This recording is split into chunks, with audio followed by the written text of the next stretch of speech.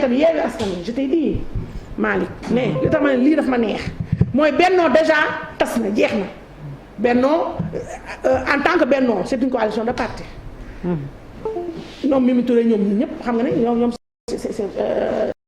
jeex na Idrissa Seck jeex na PS jeex na AFP jeex na benn ci boppam tas na Macky Sall APR bi aussi mooy li nga wax sànq. li nga wax sànq xaaral ma wax la xam lu tax Mimi wax naa fii ne te moom sax mos naa ko wax ndax sama yaay wax naa te li ma gëm la man da nga may bëgg wala nga bañ mais li ma gëm rek laa lay wax.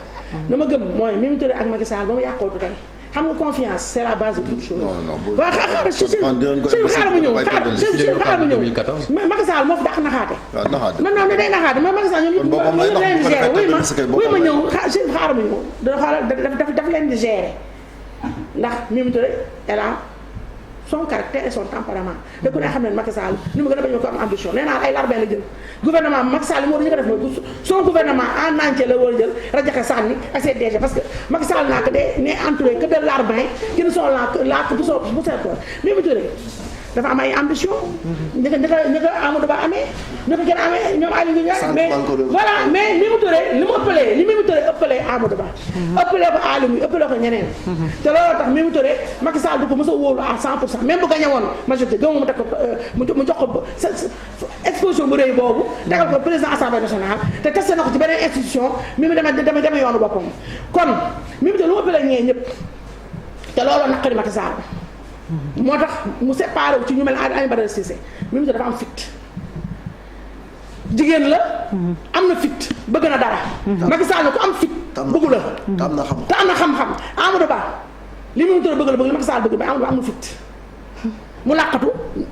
nekk ci suuf Macky Sall bëggul ko am fit Macky Sall li mu bëgg mooy benn larbin na nga am fit tamit na nga làqatu Mimi Touré du larbin Mimi Touré boppam la jaay fii moo gën a xam ñëpp ne mi ngi woon ci jéggi tali jéggi siraat kon Macky Sall nag nee naa ku iñaane sa je le répète fii actuellement wax naa ba sëñ boobu ñëw na bien dañu xuloo man ak moom sax mais du ma ko yàqal dama xuloo moom mais du ma ko yàqal sëñ boobu mii rek wax naa fi local yi ne sëñ boobu nag mooy Pape Djibril Fall bu législative